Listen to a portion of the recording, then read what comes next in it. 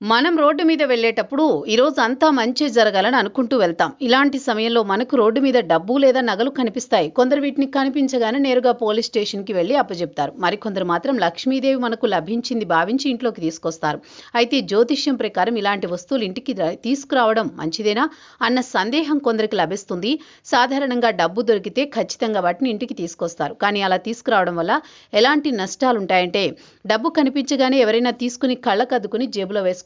అది ₹1 కావచ్చు, ₹1,00,000 కావచ్చు. అయితే డబ్బు లక్ష్మీదేవికి ప్రతిరూపం. కానీ ఒకరి కష్టార్జితం అన్న విషయం గుర్తుపెట్టుకోవాలి. ఒక వ్యక్తి ఎంతో కష్టపడి తన శక్తి ధారపోసి డబ్బులు సంపాదించి ఉంటాడు.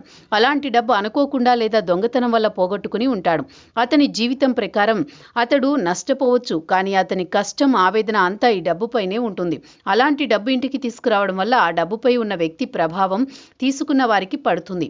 ఆ ప్రభావం మంచిది కావచ్చు లేదా చెడ్డది కావచ్చు. ఏదైనా డబ్బుపై ఉన్న ప్రభావం మాత్రం మరొకరికి ఖచ్చితంగా వెళ్లే అవకాశం ఉంటుంది. దీనిని బట్టి రోడ్డుపై దొరికిన డబ్బు తీసుకోవచ్చో లేదో అనేది ఆలోచించుకోవాలి.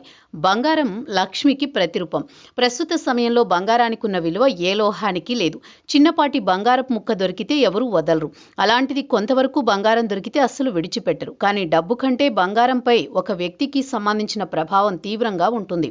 ఒక వ్యక్తిలోని క్రోధం, మోహం, ఈర్ష్య వంటి గుణాలు బంగారంపై పడతాయి. అయితే అలాంటి బంగారాన్ని దొరికితే తీసుకురావడం వల్ల మరో వ్యక్తిపై తప్పనిసరిగా పడుతుంది.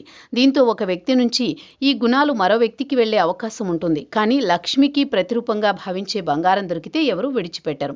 ఒక వ్యక్తి వస్తువులు లేదా డబ్బు లేదా నగలు దాచుకుని దానికి సంబంధించిన తాళాలు లేదా ఇంటికి సంబంధించిన తాళాలు దొరకగానే కొంతమంది సంతోషపడతారు. కానీ వాస్తవానికి వీటిని ఇంటికి తెచ్చుకోవడం వల్ల ఎన్నో నష్టాలు చవి చూడాల్సి వస్తుంది. వాస్తు శాస్త్రం తెలుపుతోంది. ఎందుకంటే వ్యక్తికి సంబంధించిన రహస్యాన్ని మరొక వ్యక్తి దొంగిలించిన వారే అవుతారు. ఆ వ్యక్తి ఎంతో నమ్మకంగా భద్రంగా దాచుకున్న వస్తువులకు వేసిన తాళం ఇతరులు తీసుకోవడం వల్ల ఆ వ్యక్తిపై ఉన్న ప్రభావం మరో వ్యక్తికి వెళ్లే అవకాశం ఉంటుంది.